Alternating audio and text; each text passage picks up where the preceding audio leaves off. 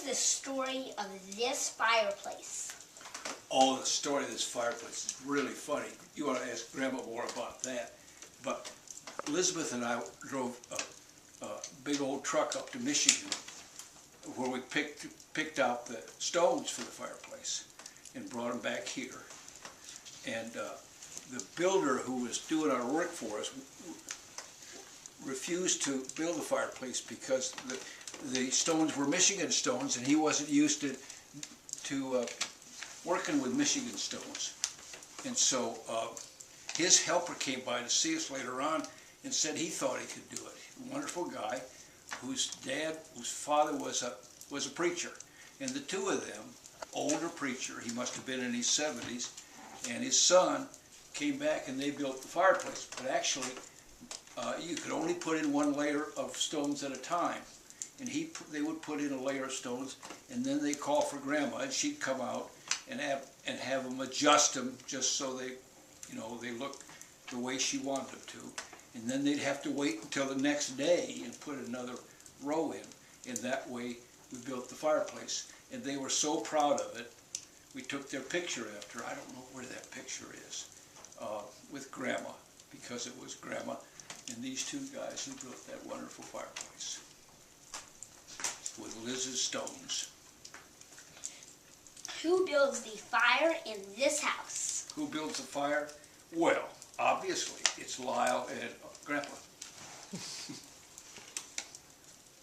Tell me a funny story about Grandma. Grandma. Well, one funny story about Grandma is that she uses everything. You know, if you don't finish your plate, she's very unhappy about that, and the dog gets it. And also, she saves everything. She recycles everything. All the plastic bags that come in the house, she makes sure she uses them enough till they're worn out. That's sort of funny. Where did you first meet Grandma? Met Grandma in college. Met Grandma I didn't meet her, but I first saw her on Sunday morning. I lived in her fraternity house with a bunch of other guys, and we had spent the weekend, well, Saturday night, in Lexington, doing stuff that college kids do. And we were walking downtown for breakfast because maybe one or two of us was a little hungover. And we saw these girls walking to church, and one of them had this perfectly white dress on. And I asked the other guys who that was, and they told me.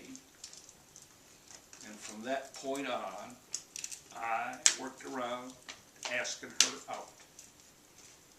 And it turned out to be Grandma. What is your favorite thing you did in Spain with Max and Ava? Well, Max wasn't there. We wish he were, but Priscilla was there with Ava. My favorite thing was hanging out with them. Granada has all these plazas. Every block or two there's another plaza, and you can hang out in the plaza, drink coffee or whatever, and watch the people. It's a real smart way to have a city with different plazas. And I really enjoyed hanging out with Grandma, Priscilla, and Ava.